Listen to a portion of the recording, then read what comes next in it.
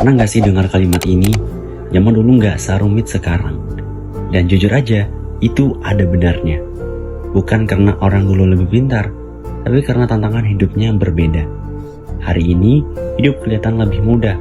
Teknologi canggih, akses cepat, informasi di mana-mana. Tapi anehnya, banyak orang justru lebih capek, lebih bingung, dan lebih tertekan. Kenapa bisa begitu? Dan gimana cara kita hidup waras di zaman sekarang? Nah, jadi ada beberapa poin yang perlu kita pahami.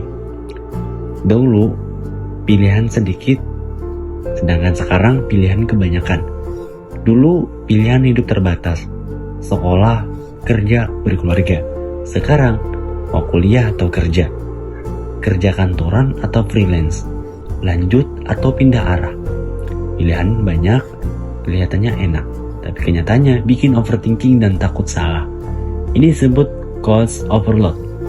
Terlihat banyak pilihan bikin orang justru nggak jalan. Kedua, dulu bandinginnya lingkungan. Sekarang bandinginnya dunia. Dulu kita bandingin diri sama tetangga. Sekarang kita bandingin diri sama seluruh dunia lewat media sosial. Orang umur 20 udah sukses, umur 25 udah kaya, umur 30 udah mapan. Padahal yang kita lihat cuma hasil akhirnya, bukan prosesnya. Akibatnya, standar hidup naik, rasa cukup turun.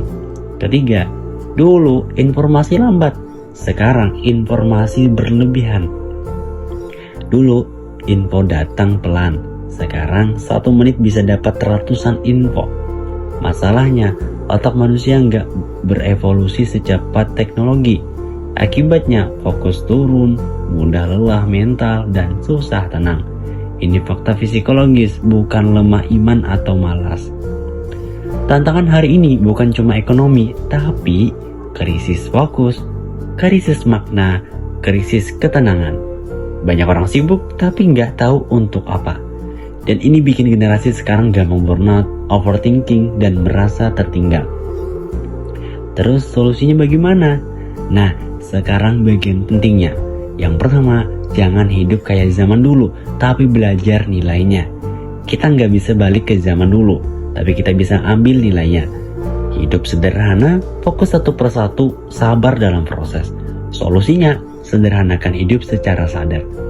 Kedua, batasi perbandingan, perbanyak kesadaran. Berhenti bandingin prosesmu dengan hasil orang lain. Coba ini, kurangin konsumsi konten yang bikin minder.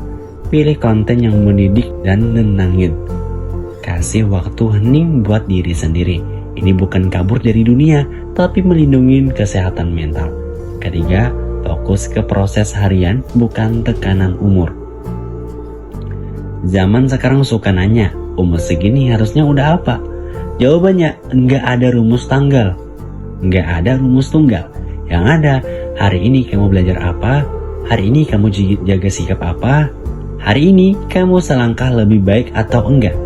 Konsistensi kecil lebih valid dari target besar yang bikin stres. 4. Kuatkan nilai spiritual dan moral. Di zaman serba cepat, iman dan nilai hidup itu rem. Bukan buat ngelambatin, tapi biar kita nggak nabrak.